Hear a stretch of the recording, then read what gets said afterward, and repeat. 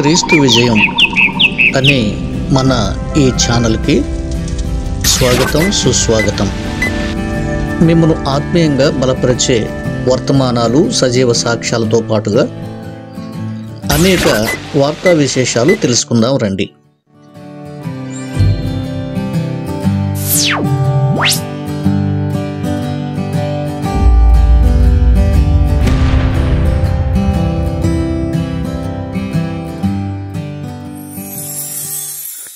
Praise sir, John బాబు సారా? అవునండి. నమస్తే sir. చాలా బాగా చేశారు సార్ కరుణాకర్ అన్నతో. Thank you. ఎక్సలెంట్ అండి. మీరు అసలుకి దేవుడు చాలా నిదానంగా కూర్చొని అసలుకి అంటే నాకు తెలిసి మీరే నెంబర్ 1. దేవుడు అంత గొప్ప ఆధిక్యత ఇచ్చాడు మీకు. ఎందుకంటే అట్లా పీస్ఫుల్గా అతను తప్పు అర్థం చేసుకుంటాడని చెప్పి మీరు కరుణాకర్ గారితో ఎక్కువ చేయడం వల్ల చాలా మందికి జ్ఞానం వచ్చేసింది. సో మిస్అండర్స్టాండింగ్ చేసుకుంటున్నాడు అంతవరకే అని చెప్పేసి. మీరు ట్రీట్ చేసే విధానం కూడా ఎక్సలెంట్ సార్. ఎక్కడి నుంచి అండి మీరు? తెనాలండి. తెనాలి. ఓకే, మాది ఒంగోలు పక్కనే. నేను సాఫ్ట్వేర్ ఇంజనీర్. చూశాను, ఇప్పుడే చూసి అదే ఛానల్లో, శివశక్తి ఛానల్లో చూసి చేస్తున్నాను. చాలా ఎక్సలెంట్. అన్ని అసలు మీరు ఇంకా ఎక్కువ చేస్తే ఈ శివశక్తి అదే ఎవరైతే వెళ్ళారో వాళ్ళు మిస్అండర్స్టాండింగ్ చేసుకొని వెళ్ళిపోయారు అనమాట. నేను ఒకరొక టైంలో అట్లా వెళ్దాం అన్నట్టు అనిపించింది ఆ వీడియోస్ చూస్తూ. ఓకే, చాలా మంది అట్లా వెళ్తున్నారు కదా. ఒకరొక టైంలో అట్లా వెళ్దాం అన్నట్టు అనిపించింది ఆ వీడియోస్ చూస్తూ. ఓకే, చాలా మంది అట్లా వెళ్తున్నారు కదా. మీరు క్లారిటీ ఇచ్చారు, జనాలకు అర్థమైపోయింది. అక్కడ వాళ్ళు విన్నవపోయినా కానీ మీ మాటలకు అర్థమైపోతుంది, జనాలకు అర్థమైపోతుంది అనమాట, వ్యూవర్స్ కి. చాలా థ్యాంక్స్ అండి. నా పేరు అంటే సాఫ్ట్వేర్ చేస్తుంటాను నేను. అంటే నేను క్రిస్టియన్, అంటే నేను విశ్వబ్రాహ్మణ కుటుంబం నుంచి హిందూ నుంచి క్రిస్టియన్ గా కన్వర్ట్ అయ్యాను ఇంట్లో. కానీ బట్ వాళ్ళ ఇన్ఫ్లుయెన్స్ వల్ల మళ్ళీ అటు వెళ్ళాలని అనిపించిందా? నేను చాలా సంవత్సరాల నుంచి ఇది చేస్తున్నాను. ఇట్లనే అంటే దేవుడి మీదే డిపెండ్ అన్నాను, యేసయ్య మీదే. చాలా అసలు అంటే ఐ ఎక్స్పీరియన్స్డ్ గాడ్. కరెక్ట్గా చెప్పాలంటే దేవుడు అంటే ఎక్స్పీరియన్స్ అవ్వాలన్నమాట. దేవుడు నిజంగా ఉన్నాడని ఎక్స్పీరియన్స్ అవ్వాలన్నమాట. అది ఎక్స్పీరియన్స్ అయ్యాను.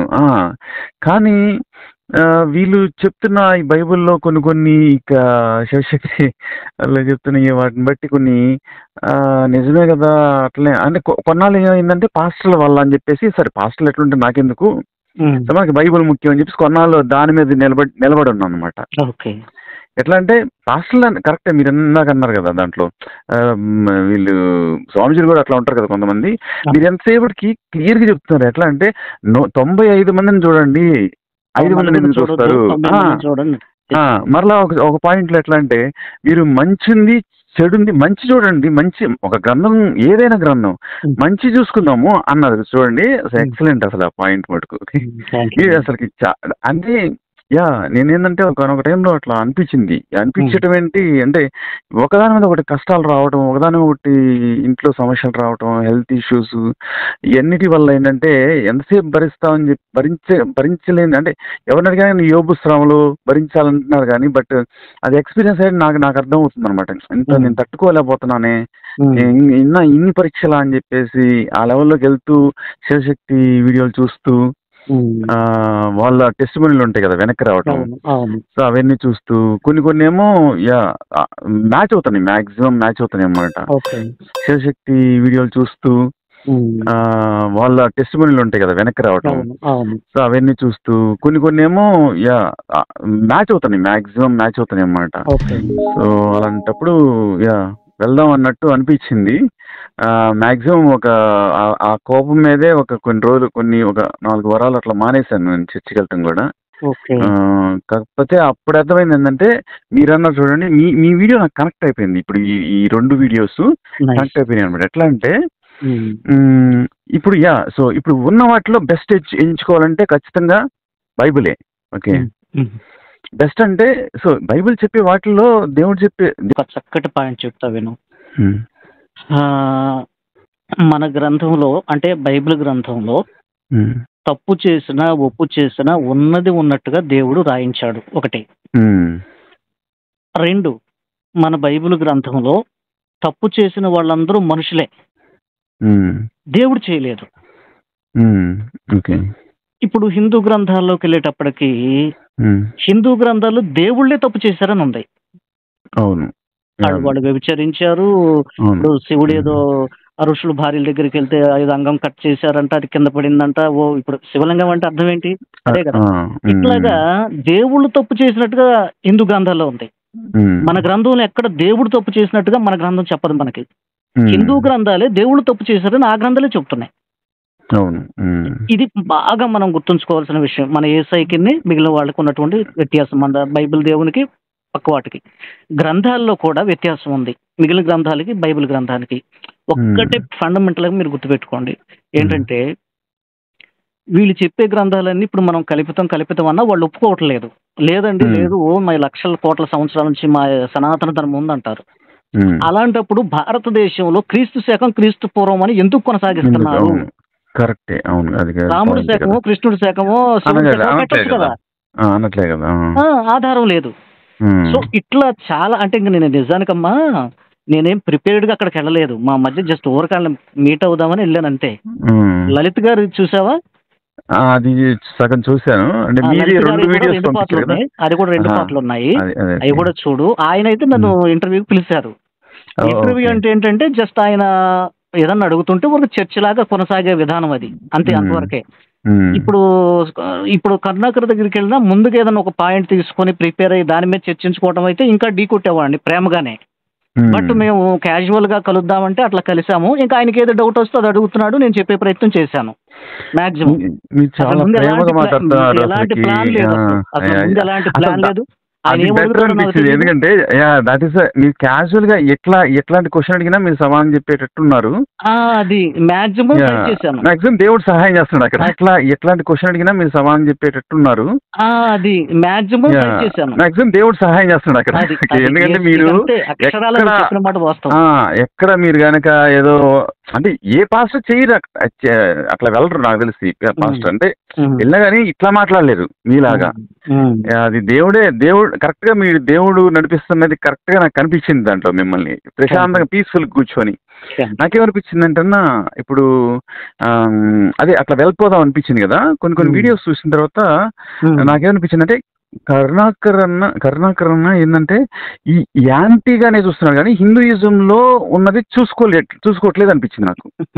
సో అంటే నాకేమనిపించింది అంటే దాంట్లో నాలెడ్జ్ లెస్ ఉంది, దాంట్లోకి వెళ్ళట్లేదు. కానీ ఎంతసేపటికి ఎక్కడి నుంచి బయటికి లాగాలని అనే దాంట్లోనే, బైబిల్లో నుంచి బయటికి లాగాలనే తత్వంతోనే ఉన్నాడు. కానీ దాంట్లో ఏముంది దాన్ని చెప్పమంటే చెప్పలేకపోతున్నాడు. దాంట్లో కొంచెం డెప్త్గా వెళ్ళి దాంట్లో చెప్పమంటే అక్కడ నుంచి డ్రాప్ అవుతున్నాడు. ఆ డ్రాప్ అవుతా అంటే అనిపించింది నాకు, ఆ మాటలు అర్థమైంది కదా. సో ఓకే, ఇక్కడ లాగటమే కానీ ఏదో ఒకటి. ఎందుకంటే అట్లా వచ్చేటప్పుడు నేనేమనిపించిందంటే అంటే అదే ఇట్లా బయటకు వద్దామని చెప్పేసి ఒక 4 వారాలు ఆపాను కదా. ఆపి ఎంత ట్రై చేశానంటే దానికి నోట్లో వచ్చేస్తుంది దేవునికి ప్రార్థన చేయటం అనమాట, ఆపుదాం అన్నా కానీ. సో ప్రార్థన అప్పటికి పొద్దున పూట ప్రార్థన ఆపేస్తాను. అయినా కానీ ఏదో ఒక టైంలో దేవుడు అని మనకి ఆల్రెడీ ఇన్ని సంవత్సరాల నుంచి అలవాటు అయ్యింది కదా, అట్లా వచ్చేస్తుంది. సో తర్వాత this is just personal experience with God అంతే, అంతవరకే. కానీ సో ఇట్లా ఇవన్నీ ఏంటంటే ఊరక ఏదో ఇప్పుడు పాయింట్లు కూడా కరుణాకర్ ఎత్తే పాయింట్లు కూడా అన్న మీరు మాట్లాడిన పాయింట్లు కూడా అవి చాలా లెస్గా ఉన్నాయి అనమాట. సో దాని గురించే. కానీ ఒక పర్సన్ అన్నారు చూడండి, ఒక పర్సన్ ఏదో హత్య చేస్తే నేను అంతకుముందు దాన ధర్మాలు చేశానంటే మీరు వెంటనే ఆ పాయింట్ అనుకున్నా, ఆ పాయింట్ కరెక్ట్ కదా అని వెంటనే మీరు అన్నారు. ఒక్క పర్సన్ చూస్తున్నారు కానీ ఇక్కడ 2 జాతులు ఉన్నాయి, 2 జాతులు ఉన్నాయి అన్నారు. సూపర్. నేను అనుకున్నా ఇదేంటి పర్సన్ అంటున్నాడు కదా, ఇక్కడ మన జాన్ భవన్ మొత్తం ఒక చెప్పాను. అది ఒక కమ్యూనిటీలో ఏ కమ్యూనిటీ అయినా ఇప్పుడు కులం అంటారు, ఆ కులపోళ్ళు అంటారు, ఆ కులపోళ్ళు మంచి వాళ్ళు ఉంటారు, చెడ్డోళ్ళు ఉంటారు. చాలా మీరు చెప్పారు. కానీ ఏమంటే అది కూడా మనసు మీరు క్లియర్గా చెప్తున్నారు, ఇలా చెయ్యాలి అంటే మొహబుతో చూడకూడదు అని చెప్పింది చెయ్యాలి, అందరు చెయ్యాలని, అంతే చెయ్యాలని. మనం దారి వెంట వెళ్తాం, ఆటోమేటిక్ చూస్తాం, రెండోసారి చేస్తే తప్పు. వాంటెడ్ గా క్లియర్ గా చెప్పారు, వాంటెడ్ గా. యా, సో దానికి కూడా మీరు చెప్పారు పరిశుద్ధాత్మ సహాయం చేసి దాని, అది కరెక్ట్ అనమాట. నాకు హెల్ప్ అయింది అనమాట. అది యాక్చువల్ గా personal experience, God is personal experience. ఇట్లా థియరిటికల్ గా చెప్తే కాదనిపించింది నాకైతే. ఎక్సలెంట్ అన్న, చాలా బాగా చేస్తున్నారు. మన డిస్కషన్ చాలా విలువైంది, నీ టెస్టిమనీ కూడా చాలా విలువైంది. నువ్వు యాక్సెప్ట్ చేస్తే నేను మన మాటలు అందరికి వినిపిస్తాను. మీరు చాలా చక్కగా ఒక మంచి ఇప్పుడు మనం మాట్లాడుకుంటాం, ఆటోమేటిక్ రికార్డ్ అవుతుందా మన దగ్గర. చాలా వాల్యుబుల్ థింగ్స్ చెప్పావు నువ్వు, చాలా చక్కగా మాట్లాడావు. ఇది చాలా మందికి ఉపయోగపడుతుంది. నేను పేర్లు చాలా చక్కని టెస్టిమనీ. నీ టెస్టిమనీ మీద ఇంకొంతమంది ఇట్లా నీకులా థాట్ అనుకునే వాళ్ళు కూడా బ్రేక్ అవుతారు. నువ్వు చాలా మందికి సహాయపడ్డ అవుతుంది. ఏం లేదు, పబ్లిష్ చేసే ముందర నాకు వర్షన్ చూపిస్తే కొంచెం నేను ఖచ్చితంగా పెట్టగానే నీకు షేర్ చేస్తాను.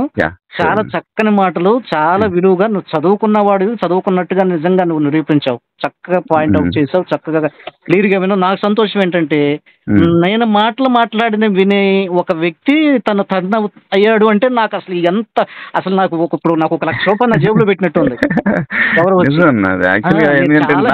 అటు ఇటు అని చెప్పేసి ఒకసారి ఆపాను నేను యాక్చువల్ గా. సో 4 వీక్స్ ఆపాను. అండ్ ఆల్సో నేను కరెక్ట్ చెప్పాలంటే కొన్ని రాసుకున్నాను కూడా, 10 థింగ్స్ రాసుకొని. So this is impossible to follow Bible in this situation. అంటే ఇప్పుడు ఏమనిపించిందంటే మీకు క్లియర్ చెప్తాను, టైం ఉందన్నా ప్రాబ్లం క్లియర్ చెప్తాను. ఏమైందంటే కొన్ని నెలల క్రితం, కొన్ని నాళ్ళ క్రితం, కొన్ని రోజులు లేకనే కొన్ని రోజుల క్రితం ఇట్లా కరుణాకర్ అన్న వీడియోస్ చూస్తూ ఇది వీళ్ళు చెప్తుంది కరెక్టే కదా, వాళ్ళు పాస్టర్లు చెప్తుంది కరెక్టే కదా, బైబిల్లో కూడా చెప్తుంది పాయింట్ ప్రతిదీ డిఫరెన్స్ కరెక్ట్ గా చూపిస్తున్నాడు కదా, కరుణాకర్ అన్న కరెక్ట్ అని చెప్పేసి నాకు అనిపించి దిస్ ఇస్ కరెక్ట్. ఇంకా ఏంటంటే అక్కడికి వెళ్దాం అని అనిపించింది కూడా. కరుణాకర్ అన్న కరెక్ట్ అని చెప్పేసి నాకు అనిపించి దిస్ ఇస్ కరెక్ట్. ఇంకా ఏంటంటే అక్కడికి వెళ్దాం అని అనిపించింది కూడా. సో కానీ ఏంటంటే అక్కడ కాల్ చేద్దాం అనిపించింది. సో మేబీ కాల్ చేస్తుంటాను, నేను కాల్ చేశాను కానీ వాళ్ళు ఏమి రెస్పాండ్ ఇవ్వలేదు. సో అయితే ఏం జరిగిందంటే నేను ఒక రోజు కూర్చొని మొత్తం ఒక 10 పాయింట్స్ రాసుకున్నాను. సో వై వి కాంట్ అంటే మనము ఈ టైంలో ఫాలో అవ్వలేని విషయాలు బైబిల్. ఓకే, ఏంటి, అబద్ధం ఆడకూడదు, అప్పు చేయకూడదు. అంటే లోన్లు తీసుకొని పాస్టర్ గారే లోన్ తీసుకొని ఇల్లు కట్టని దేవుడు నాకు సహాయం చేశాడని చెప్తుంటే లోన్ అంటే అప్పే కదా అది. అవును. సో అప్పు చేయకూడదు అని చెప్పేసి బైబిల్లో ఉంది. ఇతరుల్ని అదే నిన్నువలె నీ పొరుగు అని ప్రేమించమని చెప్పి, శత్రువుని ప్రేమించడం అంటే ఈ కాలంలో శత్రువుని ప్రేమించడం సాధ్యమా అని చెప్పేసి క్వశ్చన్ మార్క్ వేసుకొని ఇట్లా 10 క్వశ్చన్ రాసుకున్నాను అనమాట. సాధ్యం కాదు కదా, ఒకటి మనం మోసం చేస్తే మనం ఇట్లా ఉంటే కరెక్ట్ కాదు కదా అనిపించింది. ఈ టైంలో కరెక్ట్ కాదు కదా, మనం అప్రమత్తంగా ఉండాలి కదా, ఇట్లాంటివి. సో ఒక 10 పాయింట్స్ అన్న 10 పాయింట్స్ రాసుకుంటే, సో ఆ 10 పాయింట్స్ బట్టి ఇట్ ఈస్ అంటే అనేబుల్ టు ఫాలో, మనం ఫాలో అవ్వలేము అనిపించి, అసాధ్యం అనిపించింది. అసాధ్యం, కరెక్టే, అసాధ్యం అనిపించి నేను బుక్ లో కూడా రాసుకున్నాను. ఒక చర్చిలో సంఘంలో చెప్పే ఒక అతనితో కూడా చెప్పా, ఇది కరెక్ట్ కాదు కదా అని చెప్పాను. అతను సైలెంట్గా ఉన్నాడు. అతను సైలెంట్గా ఉంటుంది కూడా నాకు అనిపించింది దేవుడే నీకు సమాధానం ఇస్తాడని చెప్పేసి అంతేమో. అలా రాసుకొని నేను ఇంటర్నెట్లో కూడా సెర్చ్ చేసా. ఎట్లాగంటే చాట్ జీపీటీ ఉంది కదా, ఇది సెర్చ్ చేసా. మనం ఏం ఫాలో అవ్వలేము, ఎందుకు ఫాలో అవ్వలేము. ఒకసారి చెప్తాను. లవ్ యువర్ ఎనిమీస్, మత్తయి సువార్త 5:44. ఓకే, ఇది సాధ్యం కాదు. ఎనిమీస్ని ఎట్లాగా మనసులో కూడా మనం ప్రేమించగలం, వాళ్ళు మనం ద్రోహం చేస్తా ఎన్నిసార్లు క్షమిస్తాం అని చెప్పేసి అనుకున్నా. ఫర్గివ్ అగైన్ అండ్ అగైన్, ఎన్నిసార్లు మనం మోసం చేసినా. అది మత్తయి సువార్త 18:35. అంటే క్షమించమని, ఎన్నిసార్లు క్షమించమని. అది సాధ్యం కాదు కదా అనిపించింది. ఒక చెమ్మ మీద కొడితే ఇంకో చెమ్మ మీద సాధ్యం కాదు కదా. సెల్ యువర్ ప్రాపర్టీస్, అంటే ఈ ప్రాపర్టీస్ అన్ని అమ్మి పేదలకి పంచని చెప్పేస్తుంది. Do not worry about tomorrow, రేపటి గురించి ఆలోచించకపోతే ఎందుకు మనం బ్యాంకుల్లో డబ్బులు వేసుకుంటాం, పిల్లల గురించి ప్లాన్లు వేసుకుంటాము, ఇవన్నీ ఇట్లాంటివన్నీ. Do not judge others, so వాడిని జడ్జి చేయొద్దని చెప్పేసి, అంటే తీర్పు తీర్చొద్దని చెప్పేసి. తీర్చొద్దంటే మనం మాట్లాడుకునేటప్పుడే వాడు అట్లా వీడిట్లా అంటూ ఉంటాం కదా. సో అలా వాడు ఇట్లా, అంటే మన దగ్గర లేని వాడి గురించి మాట్లాడుకుంటాం, వాడు ఎట్లా చేశాడంట అని చెప్పేసి. సో రిజాయిస్ ఇన్, అంటే బాధల్లో కూడా సంతోషించి, అంటే బాధల్లో ఒక బాధ వస్తుంటే ఎట్లా సంతోషిస్తాం, అని మనకి మత్తయి సువార్త 5వ అధ్యాయం 10వ వచనంలో ఉంది. Do not store treasurers on the earth, అంటే భూలోకంలో ఏది ధనం సంపాదించుకోవద్దు, పరలోకంలో సంపాదించుకో అని చెప్పేసింది కదా. డో నాట్ అంటే అప్పు తీసుకోవద్దు అని చెప్పేసి, లోన్లన్నీ అప్పే కదా అనిపించింది. ఇట్లాగా ఒట్టు పెట్టుకోవద్దు, ఒట్టు పెట్టి ఇప్పుడు చర్చ్ దీనికి వెళ్తాము ఇలా కోర్టుకి, ఒట్టు పెట్టమంటాడు. సో జనం ఇవన్నీ అనిపించి ఇవన్నీ సాధ్యం కాదనుకున్నా కానీ తర్వాత కొన్ని వీడియోస్ చూసిన తర్వాత, ఈ వీడియోస్ ఇది ఇప్పుడు ఇవన్నీ చూసిన తర్వాత నాకేమనిపించిందంటే, సాధ్యం కావటం కష్టమే కానీ సాధ్యం అవుతుంది. మీరన్నారు కదా ఇందాక, అదే ఇట్లా నాకు పరిశుద్ధాత్మ సహాయం చేసిద్ది. నాకు రెండవసారి వాంటెడ్ ఇది సాధ్యం కానీ, నార్మల్గా అయితే సాధ్యం కానీ మనం దేవుని సహాయంతో సాధ్యం చేసుకోవచ్చు. అసలు పాసిబుల్ కాదు అనడానికి లేదు. సో ఎగ్జాంపుల్ మీరన్నమాట. మీరు ఇందాక చెప్పారు కరెక్ట్ గా. సో నేను నాకు వస్తాయి పోస్టర్స్, వస్తాను వచ్చేది వెంటనే సడన్ గా నేనేమన్నానంటే యథార్థంగా మాట్లాడాను నేను. బొంకొచ్చు నేను, కానీ తడబడతారు, ఏం చెప్పాలి అర్థం కాదు, తడబడతారు. మీరు వెంటనే అవును నాకు వస్తాయి అన్నారు. అంటే వస్తాయి, దేవుడు సహాయం చేస్తాడు అనేది ఫైనల్ చేశాను. అక్కడ ఏం మాట్లాడేది, ఏదైనా మాట్లాడాం కానీ మన సంఘం ఉంది, మనకి ఫాలో అయ్యే వాళ్ళు ఉన్నారు, వీళ్ళందరికీ సమాధానం చెప్పుకోవాలి కదా. నాకు వస్తాయి అంటే ఎన్ని ఆలోచనలు వస్తాయి అక్కడ. కానీ మీరు చాలా పీస్ఫుల్ గా భలే సమాధానం చెప్పారు. కానీ దాంట్లో నాకు అర్థం కాని విషయం ఏంటంటే, దాని కింద కమెంట్స్ చూస్తే రివర్స్ లో ఉన్నాయి. అది ప్రాబ్లం. యాక్చువల్లీ ఇక్కడ క్లియర్ గా జాన్ బాబు గారు బాగానే మాట్లాడుతున్నారు కదా, ఇక్కడ అర్థమవుతుంది కదా అక్కడ అని చెప్పేస్తే, అక్కడ కామెంట్స్ చూస్తే అందరూ రివర్స్ లో అంటున్నారంటే, ఓహో ఒక్కొక్కరు ఒక్కో మైండ్ సెట్. అది ఒక మాట చెప్పనమ్మా, వాస్తవంగా నువ్వు అన్యుడివై ఉండి ప్రభువుని ఎరిగి విశ్వాసగా జీవించి ఇంకా వయసులో చాలా చిన్నవాడివి అయినా నీకున్నటువంటి ఆ చక్కటి ఆ చక్కటి ఆలోచన, ఈయన ఏం మాట్లాడుతున్నాడు, ఈయన ఉద్దేశం ఏంటి జాన్ బాబు గారిది అన్నది నువ్వు క్యాచ్ చేయగలిగావు. కొంతమంది పెద్దవాళ్లే ఎందుకండి మనకెందుకండి, వాళ్ళ జోలికి వెళ్తాం ఎందుకండి, వాళ్ళగా తెచ్చుకోవడం ఎందుకండి, మనకేంటండి, ఇట్లా మాట్లాడి కామెంట్ చేసిన వాళ్ళు ఉన్నారు. నేను నవ్వుకున్నా, నేను ఏం చేద్దాం, వాళ్ళ పరిమితి వాళ్ళకి చేసింది 100% కరెక్ట్. దేవునికి మహిమ చేశారు అంతే, కరెక్ట్ చెప్పాలంటే. దేవునికి మహిమకరమైన వీడియో పాస్టర్ గారు. ఎందుకంటే ఇప్పుడు నేను ఎట్లా ఫీల్ అయ్యాను అట్లా ఫీల్ అయిన వాళ్ళు ఉంటారు కదా. సో దాంట్లో ఇప్పుడు అది నేను ఎంతసేపటికి ఇది కరెక్ట్ తప్పు తప్పు తప్పు అన్నా కానీ అక్కడ క్లియర్ గా కనపడుతుంది కదా మీ మాటల్లో. ఇప్పుడు మీలాంటి వాళ్ళు ఇంకెంతమంది ఉన్నారు ఇట్లా ఆలోచించుకునే వాళ్ళు. అది కరెక్టే, వదిలేసి ఉంటారు చాలా మంది. బాగుంది, కరెక్ట్, బాగానే ఉందిలే అని అనుకుని ఒక సైలెంట్ అవుతారు. ఇప్పుడు నేను నీకు ఇంకొక విషయం కూడా చెప్పాలనుకున్నానమ్మా. చెప్పండి. అంటే ఇప్పుడు నీ డౌట్స్ నేను ఒకసారి మళ్ళీ నేను నాకున్న జ్ఞానంతో వాటి మీద కొంచెం వివరణ ఇవ్వాలనుకుంటున్నాను. ఇవ్వండి నాకు అదే యాక్చువల్గా. ఎందుకంటే నీకు అప్పుడు ఇంకా కొంచెం గ్రిప్ వస్తుంది బైబిల్ మీద. ఇప్పుడు ఇంకా ఎడ్జ్ లో ఉన్నాను నేను. ఎట్లా అంటే ఎగ్జిట్ గేట్ దగ్గర ఉన్నాను నేను. వెళ్దామా వద్దా అని చెప్పేసి ఉన్నాను అనమాట. ఎందుకంటే ఇప్పుడు మమ్మ కూడా అట్లా కొంచెం మారింది. కాదు ఏంటంటే చుట్టుపక్కల ఉన్న వాళ్ళకి ఎట్లా ఉంటుంది, మీరు మారారు కాబట్టి ఇన్ని కష్టాలు. ఎందుకంటే చూస్తున్నారు జనాలు ఎంత కష్టపడుతున్నాం మేము ఆరోగ్య విషయంలో కానీ, రకరకాల విషయాల్లో, కుటుంబ విషయంలో కానీ. చుట్టుపక్కల వాళ్ళకి ఎట్లా చెప్పగలం. మా అమ్మ ఒకటి మాట ఉంది. ఒకటి ఏంటంటే, మనం ఎట్లా చెప్పొచ్చు, ఇదిగో ఈ పలానా దేవుణ్ణి నమ్ముకుంటే మీరు మంచి, మనమే ఇబ్బందులు పడతామని వాళ్ళకి తెలుసు కదా. ఎట్లా చెప్పగలం, ఇన్ని ఇబ్బందులు మనం భరించలేకపోతున్నాం అని చెప్పేసి. చెప్పండి అన్న. నేను చెప్తానమ్మా, నువ్వు కొంచెం సేపు నువ్వు ఖచ్చితంగా ఓపికగా విను. నీ ఫస్ట్ డౌట్ చెప్పు నాకు. ఫస్ట్ డౌట్ వచ్చేసరికి అదే శత్రువుని ప్రేమించడం. నువ్వు రాసుకున్నానన్నావు కదా, నోట్ చేసుకున్నావు, నీ దగ్గర ఉందా? అదే బుక్ తీసుకున్నాను, నాకు చూసే నేను మాట్లాడాను. ఓకే, ఉంటే ఒకసారి చూడు, ఓపెన్ చేయి. నేను క్లుప్తంగా చెప్పేసారి ట్రై చేస్తాను, క్లుప్తంగా చెప్పడానికి. లేకపోతే ఇఫ్ యూ డోంట్ మైండ్, ఏమనుకోకపోతే ఒక 10 నిమిషాలకి, అంటే బ్లడ్ బ్యాంక్ వెళ్ళి బ్లడ్ ఇచ్చి రావాలి. సరేమ్మా, సరే, తర్వాత కూడా మనం డిస్కస్ చేసుకుందాం. Okay, no problem. లేకపోతే లెట్ మీ ఓకే. సో శత్రువుని ప్రేమించడం అని చెప్పడం అన్నా, శత్రువుని ప్రేమించడం అని. ఓకే, సరే విను. చెప్పండి. నిజంగా శత్రువుని ప్రేమించాలంటే ఏ మనిషి ఆ పని చేయలేడు. మానవుడిగా జన్మించిన ఏ మనిషి, ఈ సాధువైనా సరే, పాస్టర్ అయినా సరే, బాబా అయినా సరే, భూమి మీద ఏ మనిషి ఆ పని చేయలేడు. అయితే మరి యేసు ప్రభు సాధ్యం కాని దాన్ని ఎందుకు చెప్పాడు? కానీ యేసు ప్రభును కలిగిన వాడికి మాత్రమే అది సాధ్యమవుతుంది. ఇది ఎక్స్పీరియన్స్ చెయ్యాలి ఒకటి. రెండోది ఏంటంటే అసలు బైబిల్ ఎంత మంచి బైబిల్ అంటే, పౌలేం రాస్తాడంటే, నీ శత్రువు ఆకలి కొని ఉంటే భోజనం పెట్టు. శత్రువు ఆకలి కొంటే భోజనం పెడతామా? వాడు ఇంకా నాశనం అయిపోవాలని కోరుకుంటాడు మనిషి. అసలు బైబిల్ ఎంత డిఫరెంట్ వే మనిషిని ఒక నైతికమైనటువంటి విలువల్లోకి తీసుకొస్తుందండి బైబిల్. నాకు తెలిసింది ఇంత చక్కగా ఇంకెక్కడ రాసి ఉండదు. ఇప్పుడు శత్రువు అయితే యుద్ధం చేశారు వేరే గ్రంథాల్లో. ఏమనుకోద్దన్నా, సారీ అన్నా.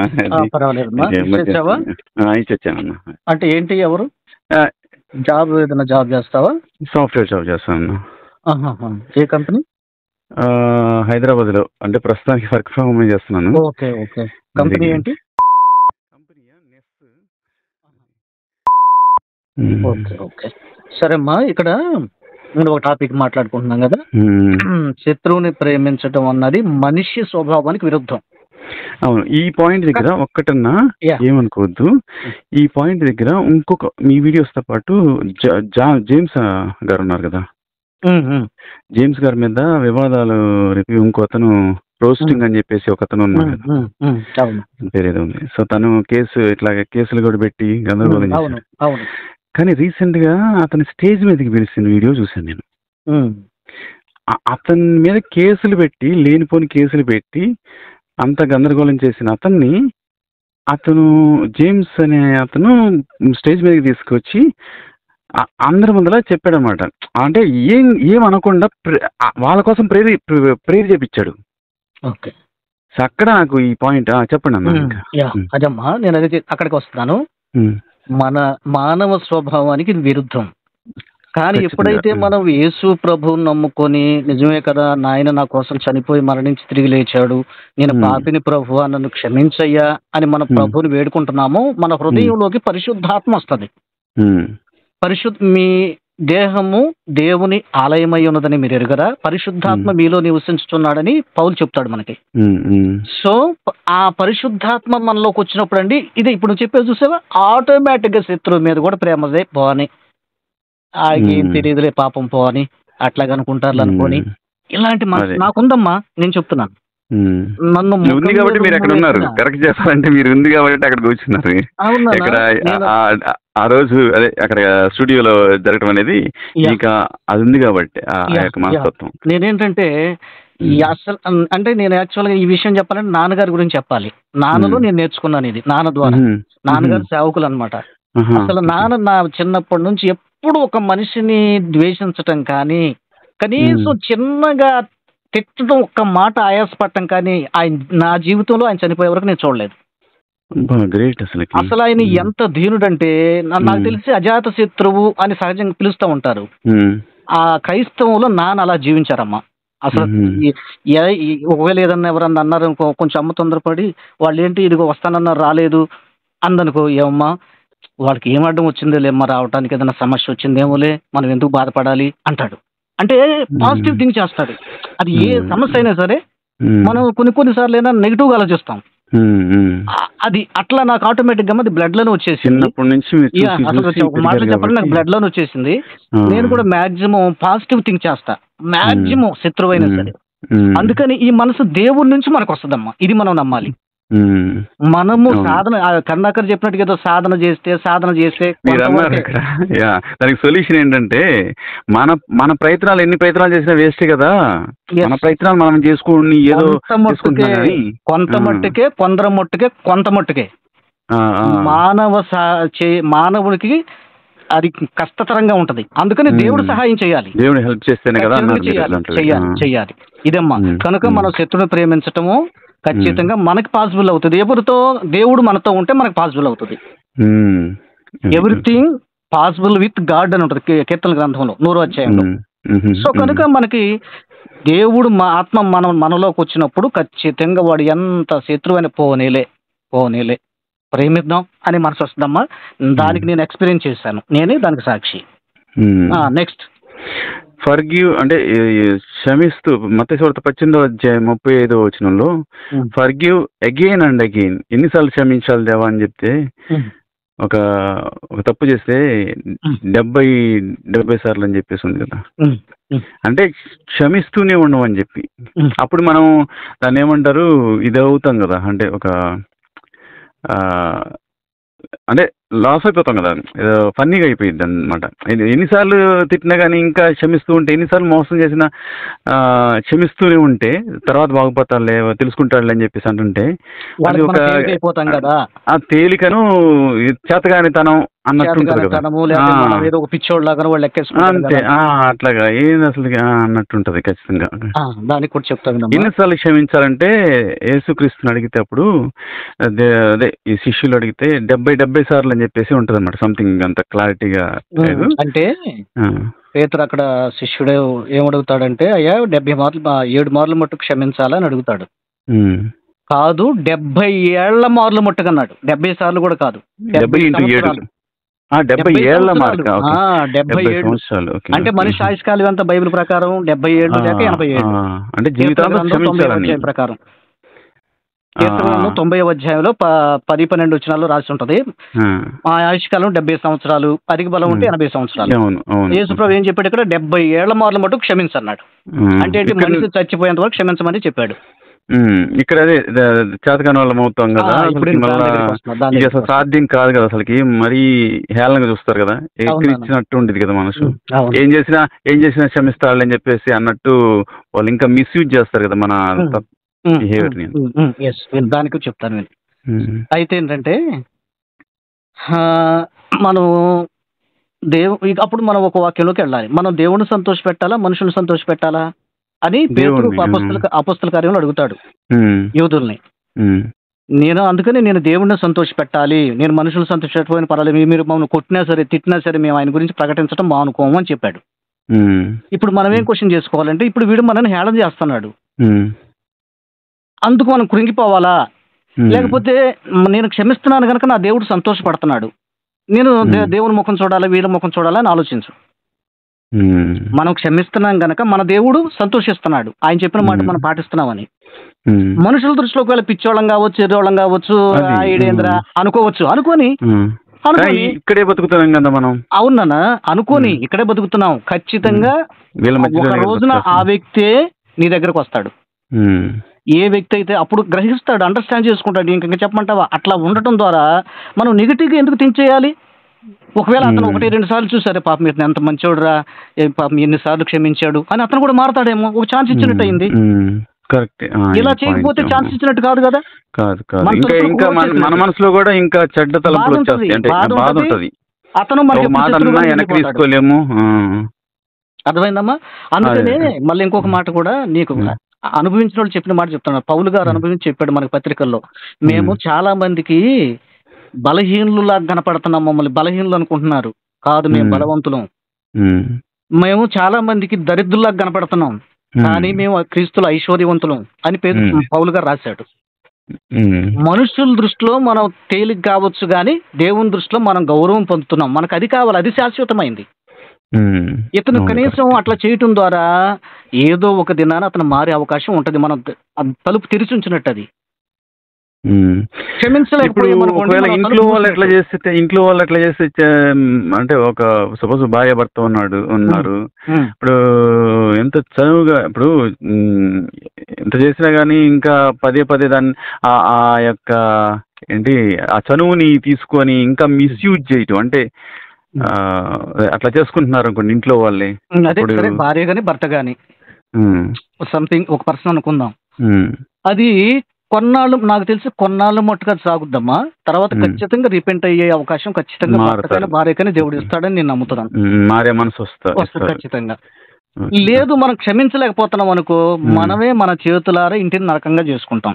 ఆటోమేటిక్ గా కోపం వస్తుంది, తిడతాము, చెత్తలో ముఖాలు పడవు. రోజు ఏదో ఒక మాట దగ్గర తేడా వస్తుంది, రోజు ఏదో ఒక ప్రాబ్లం క్రియేట్ అవుతుంది, మనశ్శాంతి ఉండదు. అది క్షమించడం ద్వారా 1-4 సార్లైనా వాళ్ళైనా చూసి వాళ్ళు మారాలి, అవతల వ్యక్తి అయినా. ఉమ్. ఇది ఖచ్చితంగా బైబిల్ మనకు దేవుడు సహాయం చేస్తాడు ముందుగా సహాయం అని మనం చేస్తాడు. నమ్మాలి. దేవుణ్ణి సంతోష పెట్టాలి, మనుషుల్ని కాదు సంతోష పెట్టేది Yes. అని చెప్పేసి. తర్వాత అతనికి ఒక అవకాశం ఇవ్వాలి. మనం క్షమించకపోవడం ద్వారా అతనికి అవకాశం ఇచ్చినట్టు అవ్వట్లేదు. క్షమించడం ద్వారానే అతను కూడా మారడానికి మనం అవకాశం ఇచ్చినట్టు అవుతుందన్న పాయింట్ మనం నోట్ చేయాలి. అవును, కాదంటే కొంచెం పేషెన్సీ ఉండాలి. Yes. 1 కాదు 2 కాదు 3 కాదు, Yes. ఇంకా అయినా కానీ దేవుడు దృష్టిలో దేవుడి వైపు అదే చూడాలి చెప్పాను మనం. కదా 77 మార్క్ అన్నాడు. అంటే మనం బ్రతికున్నంత వరకు క్షమించడమే చేయాలి. అది. అంటే మనిషి అదే మీ మానవుడిగా మనకి- నాన్నగారు కొంచెం మీకు చెప్పిన తర్వాత మీ నాన్నగారి అదే జీవితం కూడా Yeah. ఒక ఆదర్శప్రాయం నాకు. మీరు చెప్పిన తర్వాత మేము కూడా అదే తీసుకోవచ్చు. నేనే లైఫ్ సాక్షి అండి. స్టైల్. నేనే సాక్షి నాన్న విషయంలో. నేను సాక్షిని. ఆయన నేను నాకు 40-50 సంవత్సరాలు వచ్చే వరకు నాన్న ఉన్నారు. 40 ఏళ్ళు వచ్చేదాకా చనిపోయారు నాన్నగారు. ఆయన చనిపోయేంత వరకు నేను ఎప్పుడు ఆయన కోపపడటం చూడలే. నేను ఆయన కొడుకుగా చెప్తున్నాను. ఏ సందర్భంలో ఎవరు ద్వేషించడం చూడలేదు. వచ్చినా కూడా ద్వేషించటం కానీ తొందరపడి మాట్లాడటం కానీ అస్సలు చూడలేదండి. ఆ ఊర్లో చుట్టుపక్కల భూషణం గారంటే అమ్మో ఆయన ఎంత మంచి చూడండి ఆయన అని ఈనాటికి చెప్తారు. ఇప్పుడు 10-15 ఏళ్ళు అయిపోయింది నాన్నగారు చనిపోయి. అట్లా జీవించాడమ్మా. సరే, ఇంకొక థర్డ్ పాయింట్ ఏంటి? అదే ఒక చెంప మీద కొడితే ఇంకో చెంప మీద చూపించు అంటే సరే, ఇప్పుడు సహజంగా ఒక చెంప కొట్టావు కాబట్టి ఇంకో చెంప చూపించంటే మళ్ళీ ఇటు కూడా తిప్పి కొట్టు అని కాదు.